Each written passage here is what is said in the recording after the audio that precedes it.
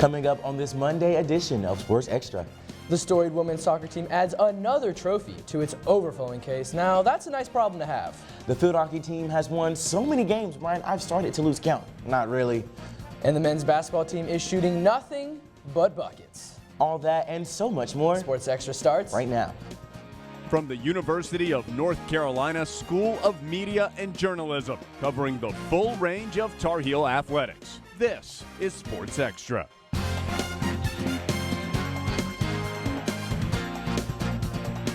Two conference tournament championships and one individual national champion. Good afternoon, I'm Devontae Anthony. Thanks for joining us. And I'm Brian Gallagher. Now that, Tar Heel fans, is what I call a great weekend for the University of National Champions. Let's start with the best daggone D1 team in the country, Carolina Field Hockey. Going for its third straight ACC title, first on Friday, Carolina would have to get past the 6th-ranked Louisville in the semifinal. Erin Matson showed off her control of the ball as she beats multiple defenders, sliding the ball under the defender's stick to score the first goal of the game. 3 minutes after that, Yentl Leemans grabbed the ball after a failed penalty corner. She then passes it to junior Eva Smolinar, who is able to get it to Fuline Gunther in the middle for the score. Goalkeeper Amanda Henry was able to keep the Cardinals from scoring and stopping this penalty stroke. Matson closed out the game with a hard shot from the left side. Carolina wins 3-1, and this was the Heels' 18th consecutive win of the season to put them in Sunday's championship match. On Sunday against the host team Boston College, watch here as Marissa Creator knocks in the assist from the right side from Erin Matson in the 11th minute of play. After a tie-breaking goal from Yentl Leemans, Creator finds the net again in the 56th minute of play with a shot from the far post. The field hockey team wins 3-1 and now has a perfect record of 19-0. Creator's 2 goals earned her tournament MVP honors, and Carolina's streak is up to 42 straight victories. Part of that success comes from 3 Tar Heel scorers who sit at the top of the ACC. Erin Matson has 24 goals and 15 assists. Matson is number 1 in ACC and number 3 in the NCAA for goals scored. Marissa Creator has 14 goals, and Catherine Hayden is 1 score behind her. The 2 seniors are 4th and 5th respectively in the conference. These 3 forwards will lead the team into the NCAA tournament for another chance at another national championship. And now we have Adrian Walker live with the leader of the team at her very own stadium, Karen Shelton. Adrian, take it away. I have legendary head coach Karen Shelton with me. And coach, you guys are coming off of your 3rd straight ACC championship. How does it feel? How did you guys do it? Well, it took a lot of hard work, a lot of preparation and practice, and I couldn't be prouder of the team. We had a lot of our tough and strong seniors step up big time, and so it's a great thrill to come away with another championship. And you have told me in a previous interview that comparing teams is like comparing your children. It's very difficult because they're all different. They all have their different caveats. How would you compare this team to other teams, last year's team? Well, very similar, and I think we carry a lot of the same strong characteristics from last year into this year. I mean, half the team was there, so the leadership, the camaraderie, the chemistry, the values of this team, they're very similar to last year. I mean, we are a team that loves to share the ball. We like to play good defense. We want to work hard for each other, and so just it's been a great year, and I'm proud of the senior leadership that we have. And obviously, up next is a national championship. How are you preparing? How do you guys think you're going to do moving forward? Well, at this point in the season, we only want to earn another game. That you're only guaranteed 1. So we know we're playing Friday at noon, and we have to earn another one. And particularly for the seniors, it's 1 more in their career. They don't want it to end. So the younger players need to appreciate that, and we all just have to play well enough to win, survive in advance to get another game. Survive in advance is the motto that UNC has gone by for a long time. Thank you, Coach. It's always a pleasure. Back to you guys. Thanks, Adrian. Another outstanding squad also going for a conference title was the women's soccer team. On Friday, the Heels took on NC State in the ACC semifinals. Isabel Cox and Alicia Russo showed some partner work in the 7th minute to score UNC's first goal. In the 23rd minute, teamwork was the trick once again as Cox sends the ball to Brianna Pinto for a score, but the refs called offsides. In the 60th minute, Rachel Jones sends the ball into the goal for UNC for their 2nd score on the night. Now with 2 minutes left, Russo tallied her 2nd goal and UNC won the game 3-0 to advance to the ACC championship match. On Sunday, the Heels traveled back to Cary to face the #1 ranked Virginia for the ACC title. Carolina came out of the gates ready to play and found its first goal 5 minutes into the game with this header from freshman Macy Bell. It wasn't until the 67th minute of play that the Cavs responded with a goal off a free kick. Now, after 2 nerve-wracking overtime periods and 101 minutes of play, forward Alicia Russo found the back of the net, sending the Heels home with a victory and the ACC championship title, their 22nd conference crown in program history. Yeah, I honestly was really looking forward to it. It was a big stage and an opportunity to prove ourselves, and I think that's what we did. Yeah, I think it's always nice to play the #1 seeds and the team that is unbeaten, the kind of challenges you want, especially leading up to the NCAA tournament. Each other. There's no more powerful motivation than playing for the person on your left and on your right, behind you and in front of you, and you could see that today. And for me, I've coached a lot of championship teams, and that ingredient is critical, and I'm seeing it in this team. We have one of UNC's star players, Brianna Pinto, with us today. First of all, Brianna, congrats on the win on Sunday. Yeah, I mean, you're such a vital part of this team, and Brian, she's only a sophomore. How have you seen yourself grow in your 2 seasons playing for Carolina? The last 2 years here at Carolina have been amazing. I've been fortunate to be part of 2 successful teams. We've been ACC regular season champs 2 years now, and we're hoping to gain more trophies through my time here. You speak so highly of the Carolina team, and how would you describe the chemistry between players and coaches, and how does that contribute to your success? Chemistry is such a huge part of this team culture. We value everyone's presence, and I think coming to Carolina, you offer something unique. We are recruited for a reason, and every piece matters, and that's how we ultimately compete for national championships and ACC championships every year.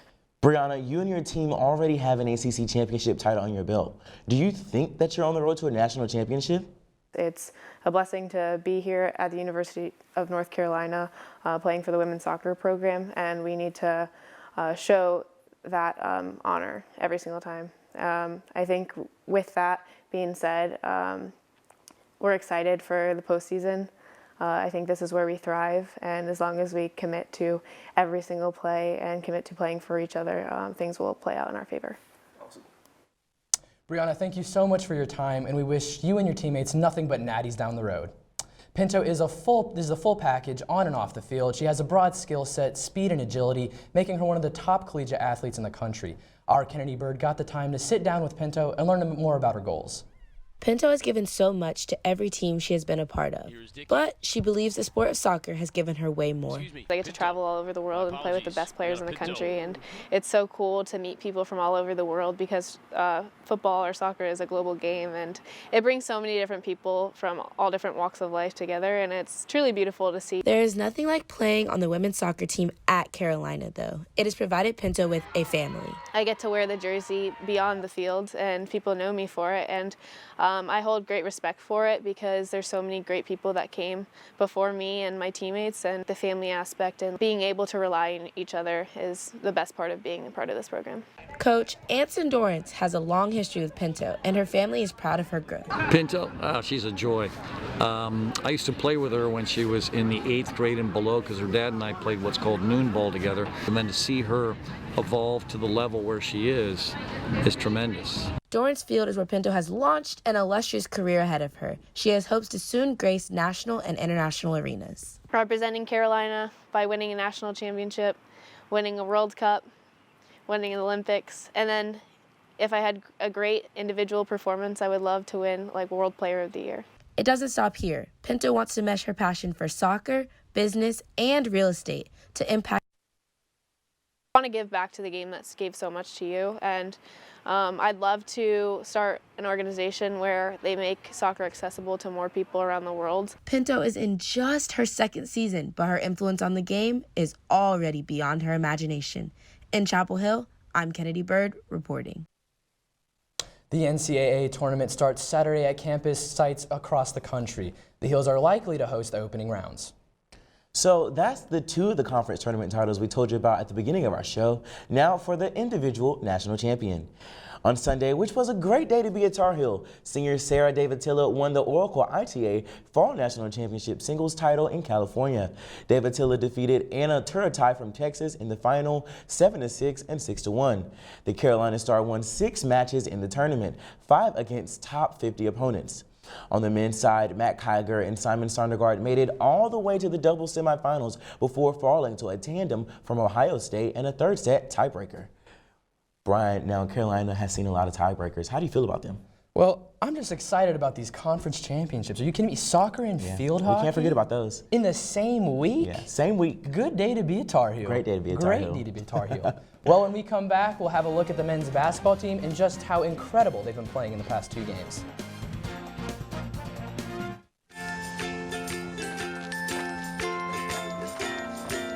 All right, crew, let's get started. Sure.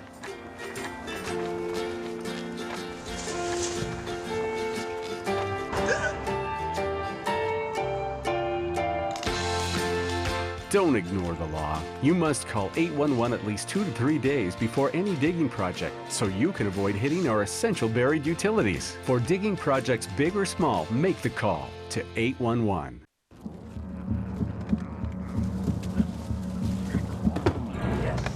Yes. Oh, hi. I suppose you're wondering what an A-list celebrity like me is doing in a place like this.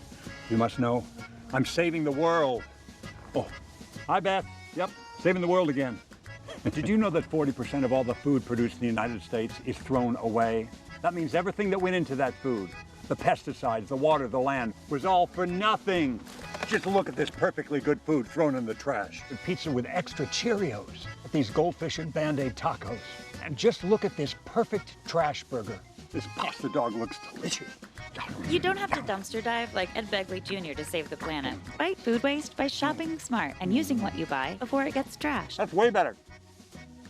Ooh, arugula. Do your part and find out other world-saving tips at betterthaned.org.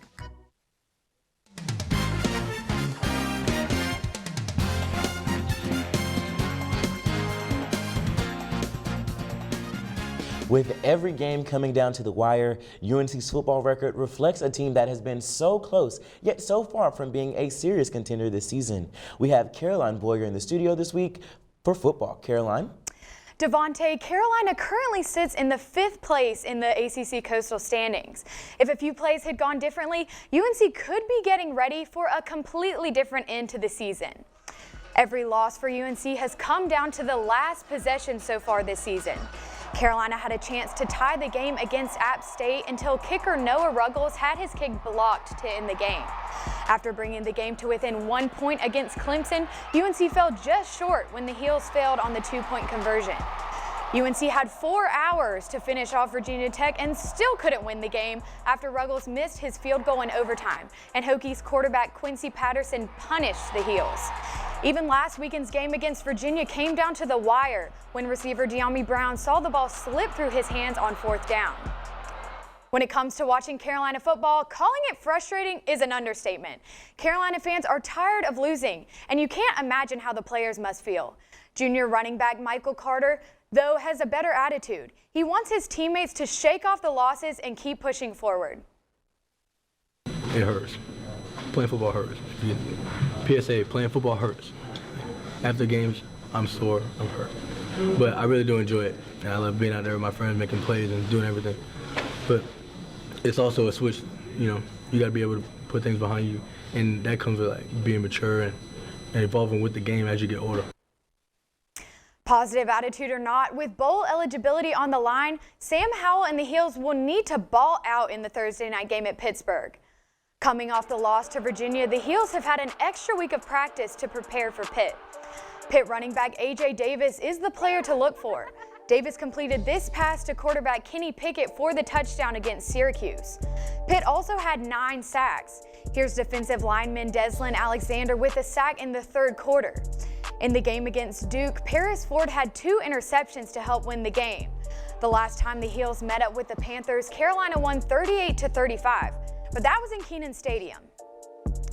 It's pretty simple math. The Heels need 2 more wins minimum to get a bowl bid. The game against Pitt isn't a must-win situation, but it's close. Thanks, Caroline. On Friday, the men's basketball team hit the road to take on UNC Wilmington in its first road game of the season. Despite having 4 players sitting out due to injury, the Heels moved the ball on offense, finding some early buckets. Cole Anthony put another stellar performance, sinking this 3 and led the team with 20 points. The transition game was on point, with Justin Pierce getting the rebound to start the fast break to find Garrison Brooks for the dunk. Anthony joins in on the dunking game in the second half.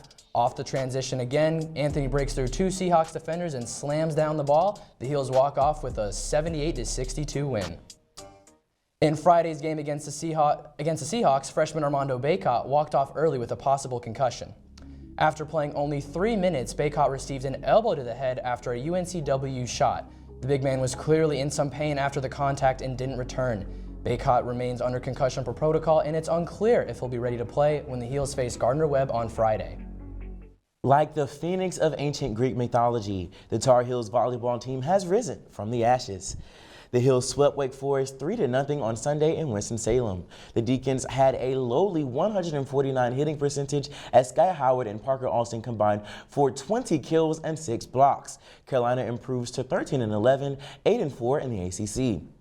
At the end of September, the UNC volleyball team had a 3-9 record. Since then, the Heels have won 10 of their past 12 matches. Freshman phenoms Parker Alston and Lauren Harrison have combined for 511 kills to spark the resurgence. And senior Mia Brandenburg leads the team with 300 digs. The 1-0 Wrestling Heels traveled to Michigan State on Saturday for a major test. At the 133 weight class, Jamie Hernandez defeated Austin Hassad 20-7 to tie the overall score 4-4. AC Headley took down opponent Will Lean 5-2 in the 157-pound class. Zach Sherman and Kennedy Monday also dominated on the mat to help the Heels bring home the upset victory 19-17. Now, most varsity athletes perform on campus, but there's one team that's the exception. Grace Wilson introduces us to the UNC Equestrian. 45 minutes away from the UNC campus, a tiny stable in Timberlake is home to the UNC Equestrian team, where a group of students bond over their love of horses. Most of the people, when I say I'm on the equestrian team, they say, oh, I didn't know we had one of those, or like, oh wow, horse girls, something like that. Riders must put in the same amount of time and effort as other Carolina athletes. Once a week, members receive a lesson with a trainer who coaches them through exercises and critiques their technique. I have to explain it to people though, because they don't. They think you just sit on the horse and do stuff. But it does require like an enormous physical commitment. You can't just sit on the horse. No. Okay, try again. Along with the physical commitment, members of the team must also balance being full-time students with riding. I've had exams right before I have to come out for lessons. I've had exams the next day. I've had all the fun extracurriculars that my dorms do. I usually miss because so it does take a lot of commitment to kind of balance all those extra responsibilities in order to afford the team and enjoy the team. The university provides no funding, so members must pay $1,500 a year to be a part of the team. So if we were funded by the school, it would definitely be more open to more people, and I think that would be a lot better than what we have now, because now it's you can only do it if you do have the money, and that's kind of unfair. Again, she's better to canter from the walk. It's definitely a little hard to afford the team. I'm a Covenant student, so I have to use meal plan money to pay for it. Being on the equestrian team requires a lot of sacrifice, but for Hannah and Olivia, the cost has been worth it because it's been such a big part of their Carolina experience. In Chapel Hill, I'm Grace Wilson reporting. So that does it for this edition of Sports Extra. But before we go, there is one of your favorites anchors. She has a birthday today. Ooh, now, yes we do. I know that I'm your favorite anchor, but Caroline, could you come over here? Caroline, from everyone here at Sports Extra, we want to wish you a very happy birthday. We thank you for all that you do for Sports Extra. Party at your place? Oh yeah, tonight. The Big 2-2? The Big 2-2. Can't believe it. All right, well that does it for this championship edition of Sports Extra. See you Friday.